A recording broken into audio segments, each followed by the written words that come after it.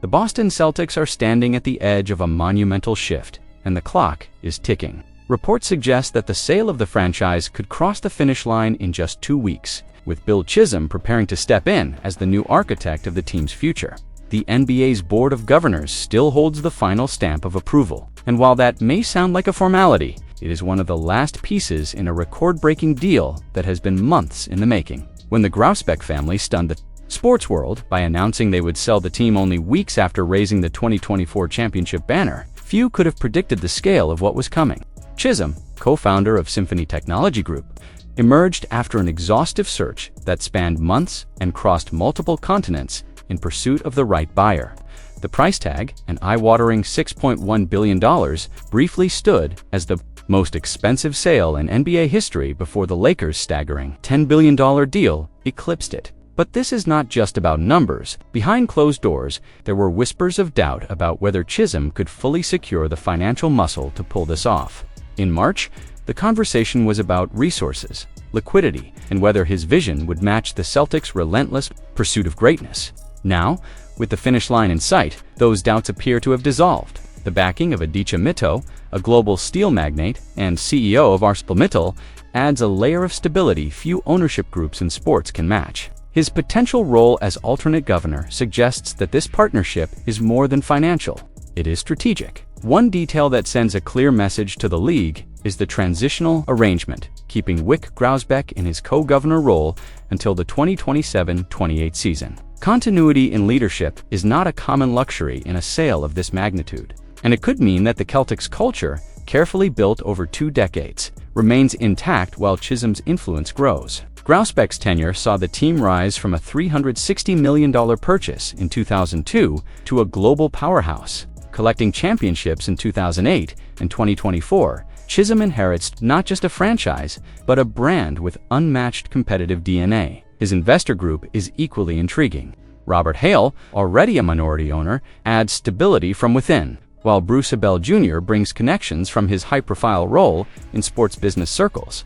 Then there is 6th Street, a private equity titan with a stake in the San Antonio Spurs, signaling that Boston's new era may blend traditional sports stewardship with the aggressive financial strategies shaping the modern NBA. League rules cap private equity at 20% ownership, but 6th Street's planned 12.5% stake keeps them comfortably within limits, while still giving them a significant voice. The timing of this transition is anything but accidental. The Celtics have already navigated a complicated offseason, cutting payroll to maneuver under the league's punishing second-apron penalties. Injuries, including Jason Tatum's Achilles rupture, have forced the front office into a strategic reset, balancing immediate competitiveness with long-term flexibility. Whether these moves were purely financial or subtly influenced by incoming ownership is a question no one around the team is answering.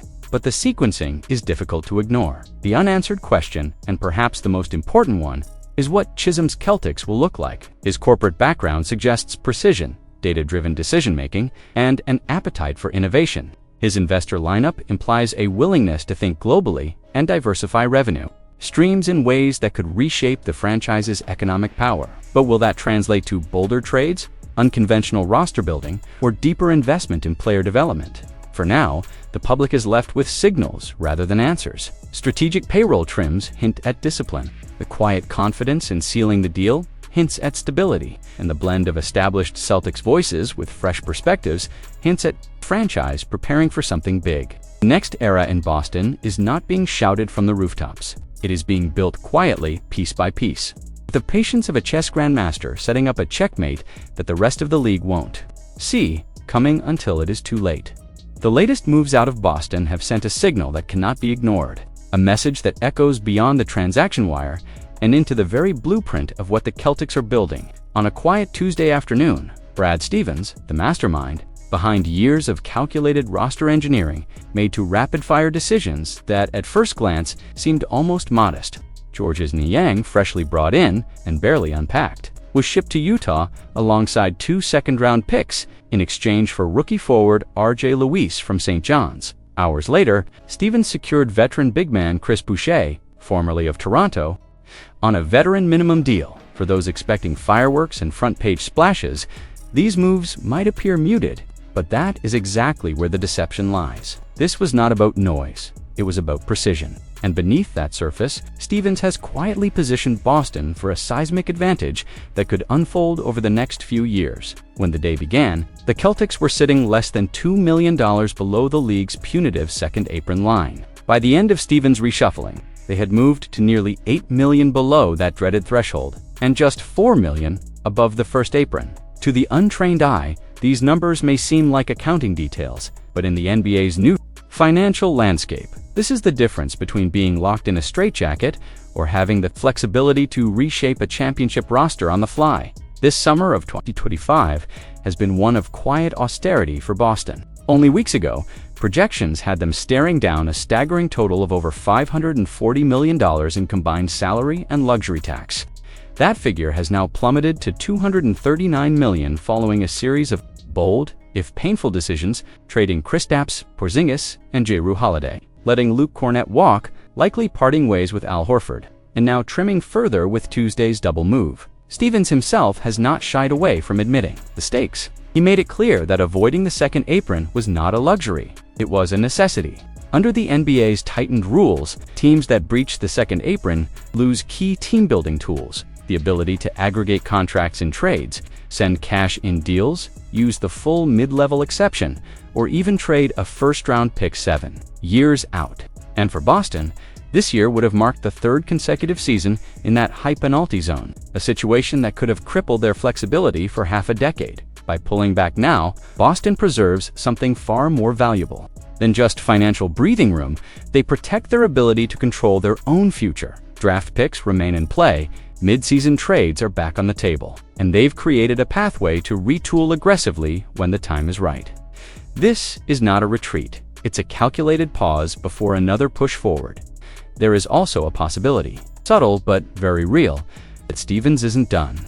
Dropping just $4 million more to slip under the first apron would unlock yet another layer of maneuverability. Exemptions, trade options, and access to certain buyout candidates could prove pivotal late in the season. And if the front office truly wanted to, cutting $12 million to fall below the luxury tax entirely would position them even more aggressively for future moves, potentially involving high-value trade chips like Anthony Simons in a deal. Some may look at these cost-cutting steps and fear a step backward, but the truth is, the Celtics' competitive window is far from closing. Even with Jason Tatum sidelined while recovering from an Achilles injury, the team's structure is being reinforced in ways that will matter when he returns. Restrictions they've shed now will allow them to build a roster around him without compromise, giving Boston the power to pivot, adapt, and strike when the opportunity for another championship surge arrives. In the NBA, the most dangerous team is not always the loudest, nor the one spending the most in the present moment. Sometimes, it is the one playing the longest game, quietly stacking advantages while the rest of the league focuses on headlines. Celtics are playing that game right now, and when the pieces finally click into place, the league will realize that this summer's so-called quiet moves were in fact the first steps towards something far louder and far more devastating than anyone is prepared for. Something unusual is happening in Boston, and it is not the kind of move that gets hyped on highlight reels. On the surface, it looks like a simple shuffle of names, a few trades and signings to balance the books. But beneath that, there is a deeper calculation that could change the dynamic of the roster in ways that are not yet obvious to the rest of the league. The Celtics, in a single week, have moved pieces in a way that raises more questions than answers about the bottom of their depth chart. And that is exactly what makes this moment so intriguing. It started when Boston sent Georges Niang and 2 future second-round picks to Utah in exchange for wing R.J. Louise. That was followed almost immediately by the signing of Chris Boucher to a one-year deal. On paper, those transactions look like a simple switch, clearing a roster spot and adding size and energy to the frontcourt. But the real story is not just about replacing one player with another. It is about the way the front office is quietly engineering flexibility. Boston entered the week with 14 standard roster spots filled, meaning there was no immediate urgency to overhaul the main core. But the Niang departure created an opening, and Boucher filled it in a way that offers both financial relief and strategic depth. At the same time, 3 two-way contract slots are in play, and the decisions surrounding them may reveal the direction of the franchise's long-term blueprint. Louise, undrafted this year, arrives after signing a two-way contract with Utah. Boston already had Miles Norris on a two-way from last season and added Max Schulga, the 57th pick, on the same type of deal. That leaves only one 2025 draft selection unsigned. Big man Amari Williams, chosen 46th overall. Initially, Williams was expected to slide into a two-way role, but that assumption may no longer be certain. Then there is Hugo Gonzalez, a first-round pick at number 28, who signed a contract before even stepping on the Summer League court at first glance. Two-way players might not seem like a big story, yet in Boston, they have been a hidden weapon. The franchise has quietly turned overlooked talent into rotation pieces. Sam Hauser, undrafted in 2021, started on a two-way and is now a reliable contributor who played a key role in a championship run. Luke Cornett's path from G League minutes, with Maine 2021 to 2022, two trusted backups shows the same pattern. These are not coincidences, they are evidence of a system that develops depth from the shadows. So what is the end game? Boston holds 14 standard contracts and 3 two-ways. They could give Williams the final standard spot, since his cost would be minimal, or they could keep that 15th spot open, something they have done before, as a strategic cushion. There is also the possibility of cutting a fringe player like Luis or Norris if another opportunity emerges. The ambiguity is not a sign of disorganization. It is the front office keeping its options wide open for a mid-season move or injury insurance. Financially, the Celtics have trimmed spending this offseason while still sitting roughly $4 million above the first luxury tax apron. Every adjustment, every small cut, creates space to maneuver later without triggering punitive penalties. This is not a team scrambling to stay compliant. It is a team setting up for flexibility when it will matter most. And here is the detail that changes everything. This is a season where expectations are already being recalibrated due to Jason Tatum's injury timeline. Rather than holding still, the front office has reshaped the lower end of the roster, preparing not only for this year's challenges, but for a smoother transition into the seasons that follow. The moves may look small now, but in Boston, small moves have a way of turning into championship pieces. The question is not whether these changes matter, but when the rest of the league will realize just how much they do. The latest move from Boston is sending ripples through the league, not because of the names involved, but because of what it could quietly signal about the Celtics' long-term design. When Kristaps Porzingis was shipped to Atlanta in late June, taking with him a $30 million salary commitment, the headline was about clearing cap space and reshaping the roster. Yet here we are weeks later, with RJ Luis Jr. standing as the tangible piece Boston chose to keep from that chain of transactions, a choice that reveals far more than it seems. This was no random acquisition. According to league insiders, Boston had been tracking Luis Jr. since before the draft, identifying him as a developmental gem with rare defensive instincts and the kind of unpolished scoring talent that can be molded into something dangerous. This was not about filling a two-way slot. This was about taking a calculated bet on a player whose ceiling is still a mystery to most of the NBA. In a league obsessed with instant production, Boston appears willing to gamble on potential that could take a season or two to fully emerge. The fact that Luis Jr.'s arrival could push out Miles Norris is not just about positional overlap, it's about a philosophical shift. Norris, at 26, has proven shooting touch and G League production that would appeal to many teams. But Luis Jr., 4 years younger, offers something Boston values more than established stats: the chance to shape a player before the league fully knows what he is. The Celtics front office has quietly built a reputation for identifying undervalued assets, and this could be the latest example. Luis Jr.'s college numbers tell only part of the story. Averaging over 18 points and 7 rebounds in a demanding Big East schedule is impressive, but his impact was deeper. Under Rick Pitino, a coach who values toughness and adaptability, Luis Jr. thrived in defensive matchups against top-tier scorers, using his 6'6" frame and equally long wingspan to disrupt passing lanes and force turnovers. He doesn't just contest shots, he changes the rhythm of possessions, an intangible skill that playoff basketball often exposes as the difference between contenders and champions. The shooting inconsistency is the flaw scouts mention first. Yet even here, there is reason for optimism. His junior season showed clear mechanical adjustments, leading to a jump in efficiency from deep.